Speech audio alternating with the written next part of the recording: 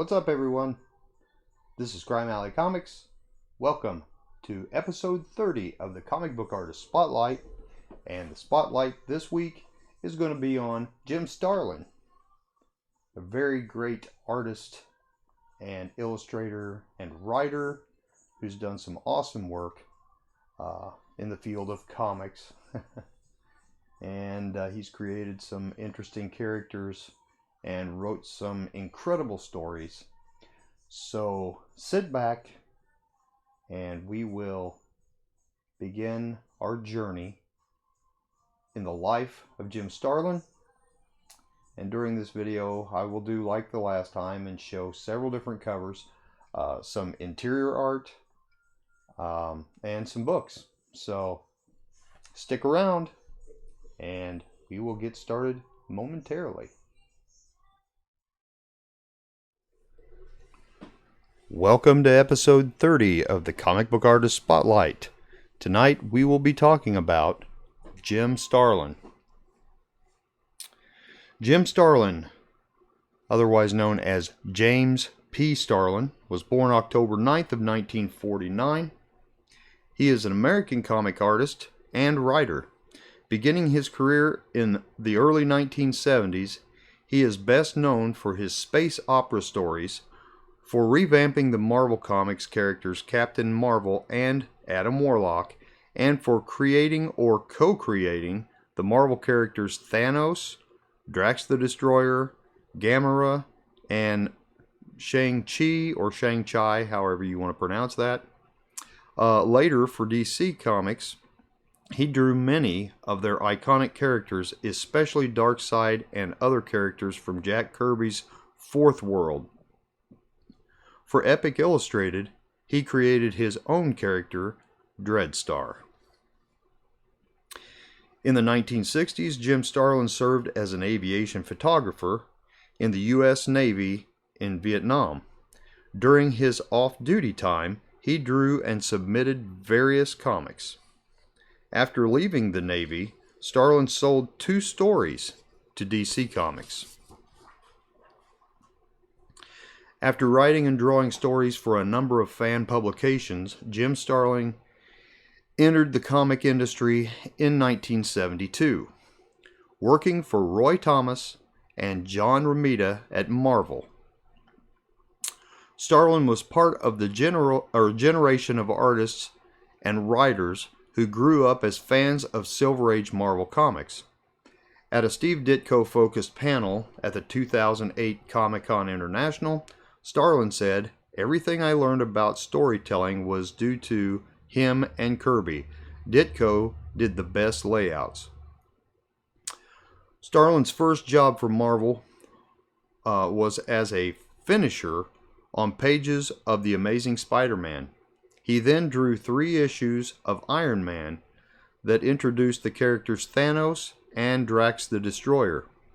He was then given the chance to draw an issue, number 25, of the comic Captain Marvel. Starlin took over as plotter the following issue and began developing an elaborate story arc centered on the villainous Thanos and spread across a number of Marvel titles. Starlin left Captain Marvel 1 issue after concluding his Thanos saga. Concurrently, in the mid-1970s, Starlin contributed a batch of stories to the independently published science fiction anthology Star Reach. Here he developed his ideas of God, death, and infinity, free of the restrictions of the mainstream comic publisher's self-censorship arm, the Comic Code Authority. Starlin also drew The Secret of Skull River, inked by frequent collaborator Al Milgrom for Savage Tales number 5 in July of 1974. After working on Captain Marvel, Starlin and writer Steve Englehart co-created the characters Shang-Chi, Master of Kung Fu.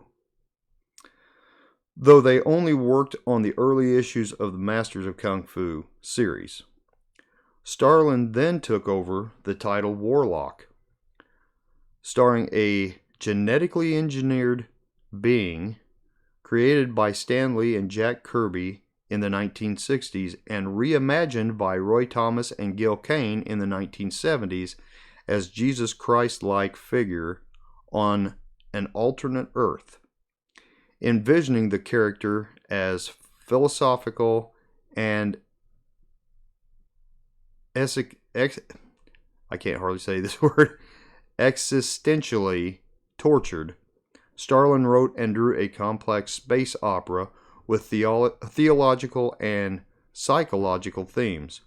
Warlock confronted the militaristic universe Church of Truth, eventually revealed to be created and led by an evil evolution of his future past self, known as, and I'm assuming this is pronounced, Magus. Starlin ultimately incorporated Thanos into this story. Comics historian Les Daniels noted that in a brief stint with Marvel, which included work on two characters, Captain Marvel and Adam Warlock, that had previously never quite made their mark, Starlin managed to build a considerable cult following. In fall of 1978, Starlin, Howard Chaykin, and Walt Simonson, and Val Merrick formed Upstart Associates, a shared studio space on West 29th Street in New York City. The membership of the studio changed over time. Death and suicide are recurring themes in Starlin's work. Personifications of death appeared in his Captain Marvel series and in a fill-in story for Ghost Rider. Warlock commits suicide by killing his future self, and suicide is a theme in a story he plotted and drew for the rampaging Hulk magazine. Starlin occasionally worked for Marvel's chief competitor DC, and drew stories for Legion of Superheroes and the Batman feature in Detective Comics in the late 1970s. 1980s. Starlin co-created the supervillain Mongol with writer Lin Wayne in DC Comics Presents number 27. That was in November of 1980. The new decade found Starlin creating an expansive story title, The Metamorphosis Odyssey, which introduced the character of Van Dreadstar in Epic Illustrated number 3. From its beginning in Epic Illustrated, the initial story was painted in monochromatic grays, eventually added to with other tones, and finally become full color. The storyline was further developed in The Price, which is the name of the book, The Price, and Marvel Graphic Novels number 3, and eventually the long-running Dreadstar comic book, published first by Epic Comics and then by First Comics, which I believe I have a couple of examples of Dreadstar from First Comics. Starlin was given the opportunity to produce a one-shot story in which to kill off a main character. The death of Captain Marvel became the first graphic novel published by Marvel itself. Starlin and Bernie Wrightson produced Heroes for Hope, a 1984 one-shot designed to raise money for African famine relief and recovery. Published in the form of a comic jam, the book featured an all-star lineup of comic creators as well as a few notable authors from outside the comic book industry such as Stephen King, George R.R. Martin, Harlan Ellison, and Edward Bryant. In 1986, he and Wrightson produced a second benefit comic for famine relief, Heroes Against Hunger. This featured Superman and Batman and was published by DC, and like the earlier Marvel benefit project, featured many top comic creators. Starlin became the writer of Batman, and one of his first storylines for the title was 10 Nights of the Beast in issue number 417 through issue 420, which was from March to June in 1988, which introduced the KG Beast. Starlin then wrote the 4-issue miniseries Batman the Cult, August through November of 1988, drawn by Bernie Wrightson, and the storyline Batman: A Death in the Family in Batman 426 through Batman 429, December 1988 through January 1989, in which Jason Todd, the second of Batman's Robin sidekicks, was killed. The death was decided by fans, as DC Comics set up a hotline for readers to vote on as to whether or not Jason Todd should survive a potentially fatal situation. Other projects for DC included writing The Weird, drawn by Wrightson, and Cosmic Odyssey, drawn by Mike Mignola. Starlin wrote and drew Gilgamesh 2 in 1989 before returning to Marvel Comics. Back at Marvel, Starlin began scripting a revival of the Silver Surfer series. As had become his Marvel norm, he introduced his creation Thanos into the story arc, which led to the Infinity Gauntlet miniseries and its crossover storyline. Here, Starlin brought back Adam Warlock, whom he had killed years earlier, in his concluding Warlock story in the Avengers Annual Number 7 and Marvel 2-in-1 Annual Number 2 in 1977. The Infinity Gauntlet proved successful and was followed by the sequel miniseries The Infinity War and Infinity Crusade. For DC, he created Hardcore Station in 1998. In 2003, Starlin wrote and drew the Marvel comic miniseries Marvel: The End. The series starred Thanos and a multitude of Marvel characters, and subsequently Starlin was assigned an eponymous Thanos series. Starlin then worked for independent companies, creating Cosmic Guard, later renamed Kid Cosmos, published by Devil's Due and then Dynamite Entertainment in 2006. Starlin returned to DC once again, and with artist Shane Davis, wrote the miniseries Mystery in Space, Volume 2, featuring Captain Comet and Starlin's earlier creation, The Weird. In 2007-2008, he worked on the DC miniseries Death of the New Gods and Ran Thanagar Holy War, as well as a Hawkman tie-in that became the latest of many stories to have altered the character's origin over the previous 2 decades. He wrote the 8-issue miniseries Strange Adventures in 2009, and in 2013 became the writer of Stormwatch, one of the series of the New 52 line, beginning with issue 19. In 2016, Starlin's drawing hand was injured in an accident, which limited him to writing stories without the opportunity to illustrate them. It takes me 2 minutes to write the sentence, and while taking the artist a day and a half to draw the scene. But there is a certain satisfaction to the drawing part. You get up from the drawing board at the end of the day, and there's this image there that wasn't there before.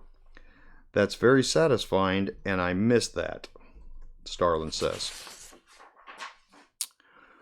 Okay, the last thing we have there is Starlin makes a cameo appearance in the film Avengers Endgame as a member of Steve Rogers' support group. I did not know that. I would like to go back and check that out and see where that's at. Now, this man has an enormous amount of awards. So I'm going to try to go over those. I'm trying not to make this video too awful long, but I think we need to cover this. In 1973, he won the Outstanding New Talent Shazam Award, tied with Walt Simonson. 1974, nominated for the Superior Achievement by an Individual Shazam Award. In 1975, he won the Favorite Pro Penciler Comic Fan Art Award. 1975, received an Inkpot Award. 1977, nominated for the Favorite Comic Book Artist Eagle Award. In 1978, he won the Favorite Single Story Eagle Award for Avengers Annual Number 7, The Final Threat. And he also won that same year Favorite Continued Story Eagle Award for Avengers Annual 7, Marvel 2-in-1 Annual Number 2. Nominated, this is also in 1978, he was nominated for the Favorite Artist Eagle Award and nominated for the Best Comic British Fantasy Award for Avengers Annual Number 7, The Final Threat. 1979, nominated for the Best Comic British British Fantasy Award, jointly with Bernie Wrightson. In 1992, he won the Best Script Hackster Award for Silver Surfer number 1 through 5, and he was nominated for the Best Long Story Hackster Award for Silver Surfer number 1 through 5, also with Ron Lim. 1993, nominated for the Best Script Hackster Award for Deeply Buried Secrets. That was in Silver Surfer number 12. Nominated for the Best Short Story Hackster Award for Deeply Buried Secrets in Silver Surfer number 12, along with Ron Lim. 1995, nominated for the Best Short Story Hackster Award for Daredevil, Black Widow, I think it's Abattoir, with Joe Chiodo. He was also nominated that same year for the Best Cover Hackster, that was a Hackster Award as well, for Breed number 6. 2005, received the Author That We Loved Hackster Award, and 2014, Inkwell Awards Special Ambassador. August 2014 presents. And then in 2017, he won an Eisner Award Hall of Fame. Or, I guess he got put in the Hall of Fame. It's not really well, I guess it's an award. Anyway, okay, now, this dude has done so much work for Marvel and DC. I mean, he's done a lot more for Marvel, I think, but DC, he's got a pretty good run too. So I'm just going to try to go over a few of these and let you know some things that he's done, other than, like the books I've been showing through this entire video. So first up for DC, Adam Strange Special number 1, he was the writer for that one in 2008. I think he was writer on most of these, and some of them he was writer and artist. But The Adventures of Superman Annual Number 1, writer, 1987. Batman 402, artist, 1986. Number 414 through 430, he was the writer. That was 1987 through 1989. Batman the Cult miniseries, number 1 through 4, he was the writer. Cosmic Odyssey miniseries, number 1 through 4, he was the writer. Countdown to Final Crisis, number 5, he was the artist. DC Comics Presents, number 26 through 29, number 36 through 37. writer and artist. Death of the New Gods miniseries 1 through 8, writer and artist. And when I say artist, I think it was it wasn't necessarily covers, because he did do interior art. Okay, let's see. A few more for DC. Detective Comics number 481 and 482, writer and artist. The Flash, Firestorm backup story, number 294 through 296. He was the artist. Gilgamesh number 2, miniseries 1 through 4, writer and artist. Hardcore Station number 1 through 6, writer and artist. Heroes Against Hunger, writer. Commandy number 59, he was the writer and artist. Mystery in Space miniseries number 1 through 8, writer and artist, with Shane Davis. New Gods volume 3, number 2 through 4, writer, with Paris Collins. Ran Thanagar Holy War miniseries 1 through 8, he was the writer. Richard Dragon Kung Fu Fighter number 2, artist, with Alan Weiss. Stormwatch volume 3, number 19 through 29, he was the writer. Strange Adventures miniseries 1 through 8, writer and artist.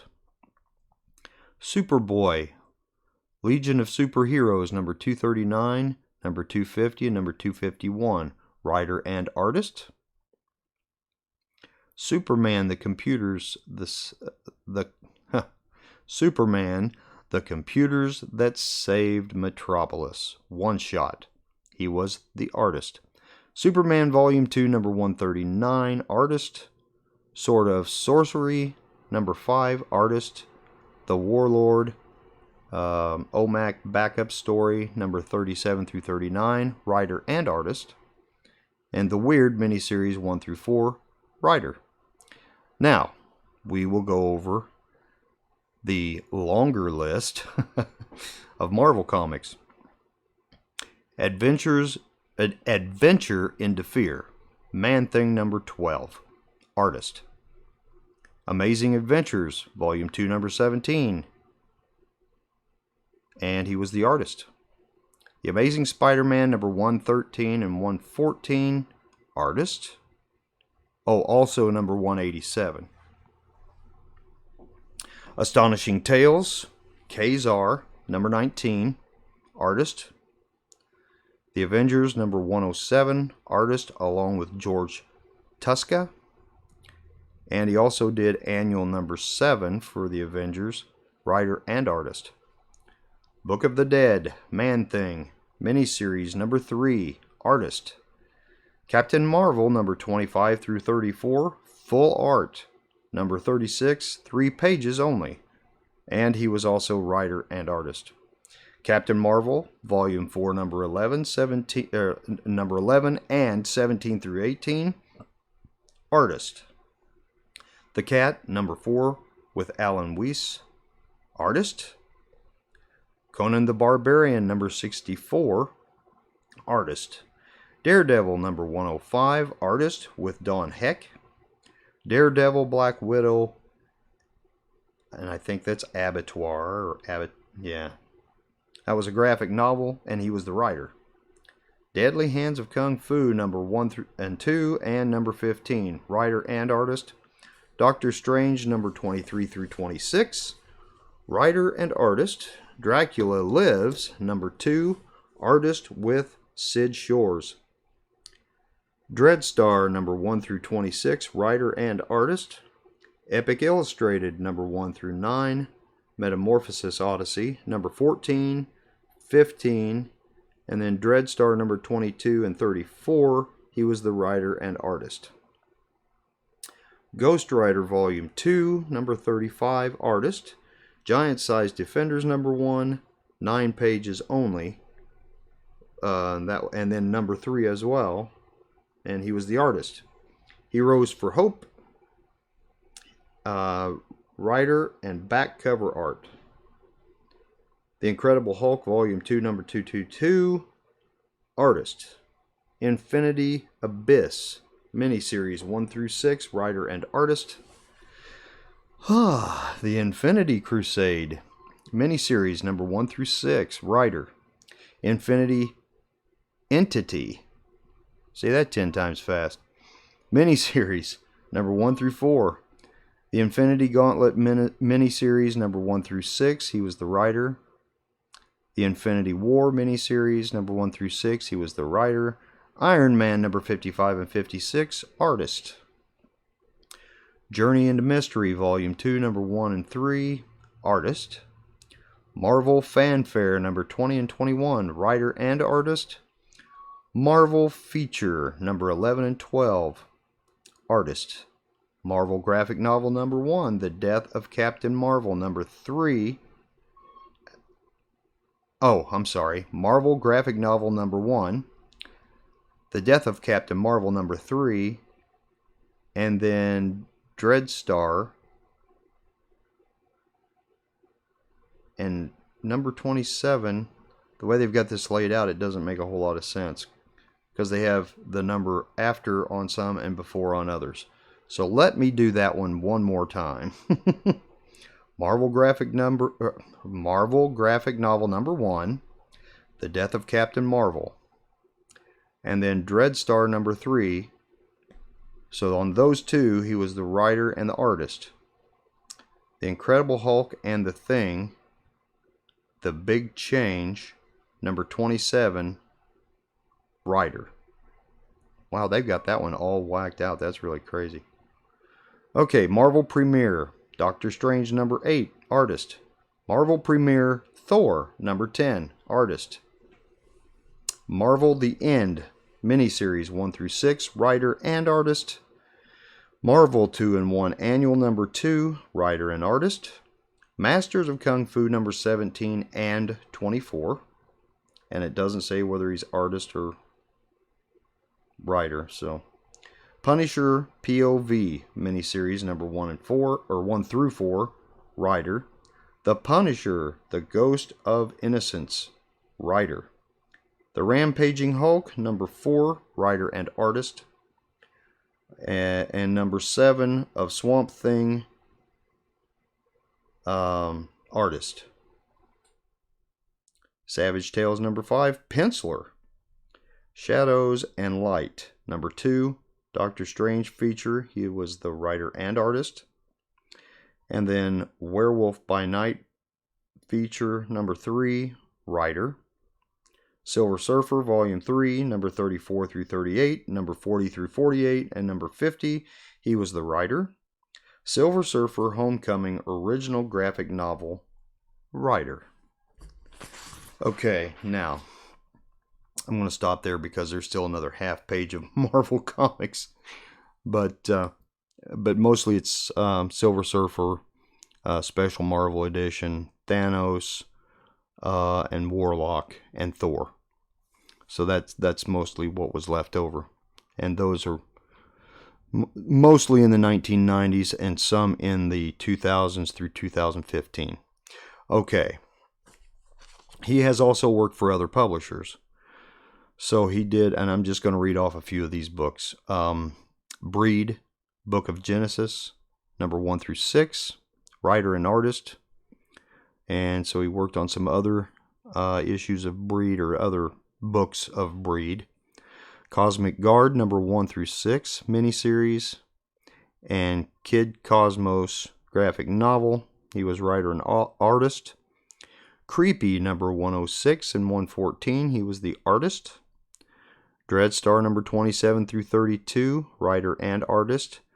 Also number 33 through 40 and 42 through 54. Eclipse Magazine, number 1, writer and artist. Eerie Comics, I thought this was interesting, and I don't think I have any that he did, but Eerie Comics number 76, 79, 80, 84, and 100. He was writer and artist. And then on number 101 and 128, he was just the artist. Fighting American, Dogs of War, number 1 through 3, writer. Heavy Metal, Volume 3, Number 4, writer and artist. Hellboy, Weird Tales, Number 5, artist. That was for Dark Horse Comics. Let's see, what else? Adventures of the Escapist, Number 1, writer and artist for Dark Horse also. Star Reach, Number 1 and 2, writer and artist. Supreme, The Return, Number 2, artist. Unity 2000, Number 1 through 3, and Number 4 through 6. Oh, Number 4 through 6 were not published, but he was the artist for all of it. Vampirella Number 78, artist. All right, now, he didn't do near as many covers, evidently, as he did interior arts and so on. So here's a few covers that you can be looking for. Amazing Adventures Volume 2, Number 27. The Avengers Number 120 and 135. Captain America Number 162. And all of these that I just read off, these three that I just read off, are from 1973 to 1975. Comic book artist Number 18 in 2002. Daredevil Number 107, 1974. Defenders Number 110, 1982. Dreadstar 1994 series Number 1 through 2, well, 1 and 2. That was for Malibu Comics in 1994.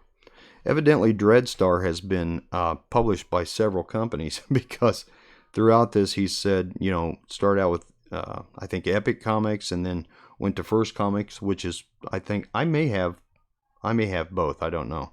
But anyway, and now it's saying Malibu Comics. Foom Number 9, 1975. Green Lantern Number 129 and 133, 1980. The Incredible Hulk Volume 2, Number 217, 1977. Iron Man Number 68, 100, 160, and 163 from 1974 to 1982. Jonah Hex Number 12, 1978. Jungle Action Volume 2, Number 3 in 1973. Let's see. Yeah, here's a few more. Justice League of America Number 178 through 180, 183, and 185.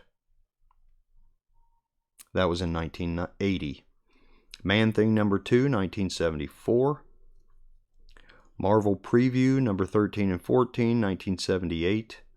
Marvel Superheroes Number 33 and 47, 1972 through 74. Marvel Team Up Number 27, 1974.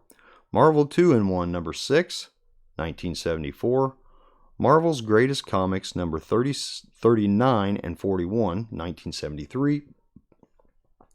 The Mighty World of Marvel Number 2 through 20, Number 22, 24, and 26, 1972. And that was for Marvel UK. The Rampaging Hulk Number 5, 1977. Supervillain Team Up Number 6, 1976, and Thanos Number 7 in 2004. All right. A lot of information for Jim Starlin, but he is an incredible artist and writer. Really love a lot of the storylines that he did. And I just recently, picked up or I didn't pick it up, my daughter got it for me, Batman Death in the Family. So I'm really anxious to read that. I hope to get a chance to do that very soon. So now I want to show you guys a few comics that I actually do have that Jim Starlin done the cover on. First one up is Dreadstar Number 48.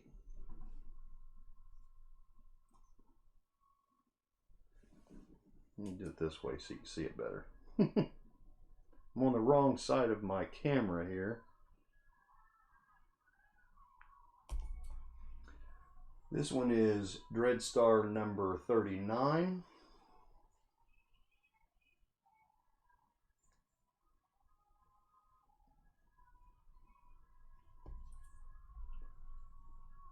This is Dread Star number 35.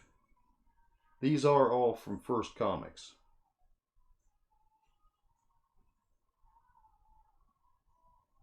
Very interesting artwork that he does. I do like his artwork. And then I probably have more than this, but this is all I could come up with at the time on such short notice because I've been extremely busy. So, we have Batman number 402,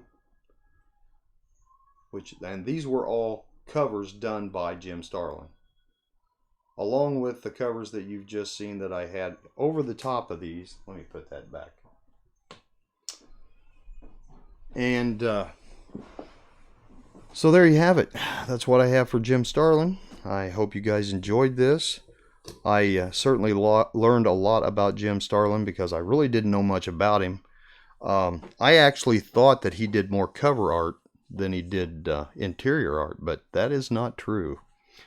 And I was not aware of all the stories and so on that he's done, and he's just got a huge portfolio of work. A lot to absorb all at once there. So, like I said, I think I have some other Jim Starlin covers, but that's why I done all the covers, just, rolling the pictures through this video, is because I didn't have time to really search. I'm getting way too many comic book boxes in here and I can't get to all of it. But anyway, that's my homage to Jim Starlin, I guess you could say. Our spotlight tonight, number 30. I'm amazed that we've been doing this for 30 straight weeks. Actually, I skipped a week, I think. They're around Christmas, so it's actually a little longer than that. But 30 episodes into this, I'm just flabbergasted that it doesn't seem like it's been any time since I started this.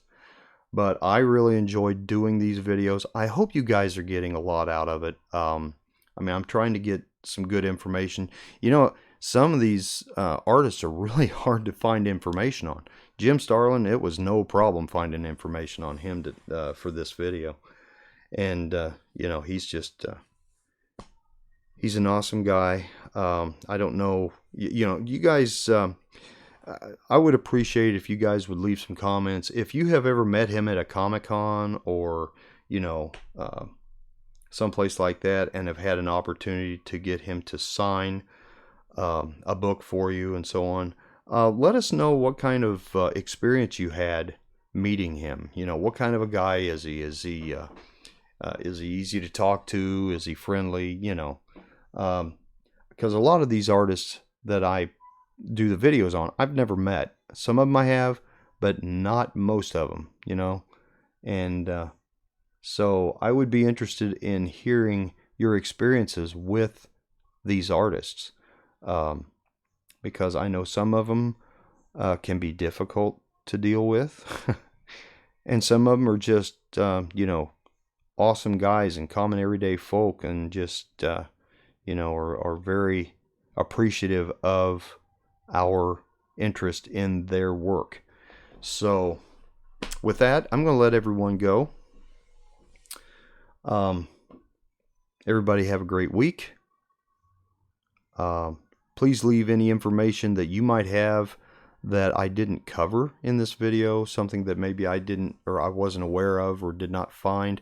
I'm sure some of you guys have some interesting stories and have some interesting facts about things that maybe you found out, personally about certain artists and so on.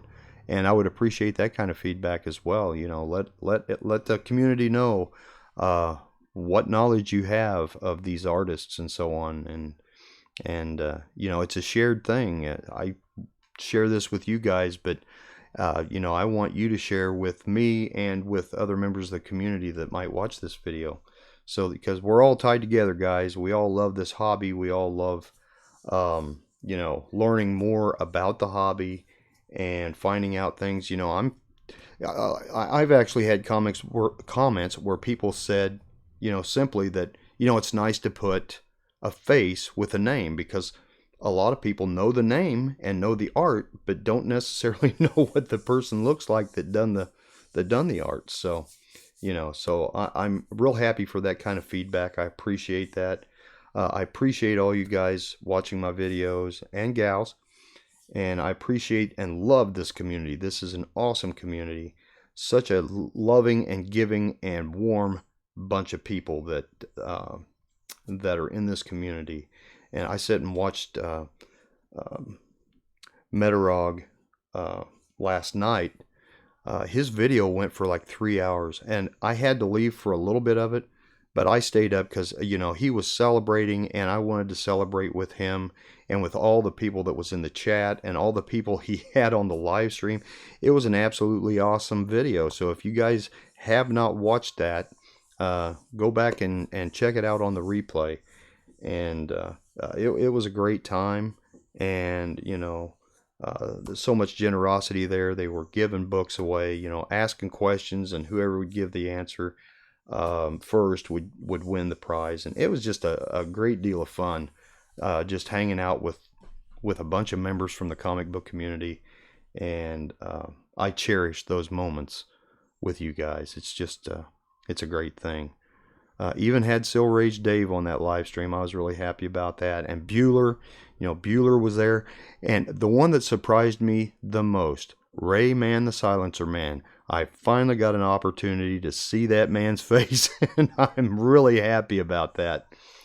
And because usually when you see his videos, you see his lantern, and and the books that he's showing or whatever he's showing, but you never see Ray Man's face. And I was really, really touched to see that last night. And it's the same way with the community. It's always good to be able to put a face with a voice, and that was a big excitement for me. And then just to see all the great words people said about Metarog and so on last night. It was just, because he is an awesome member of the community, and there's a lot of really great members in this community, and I'm proud to be part of it with you guys. So I will quit rambling now.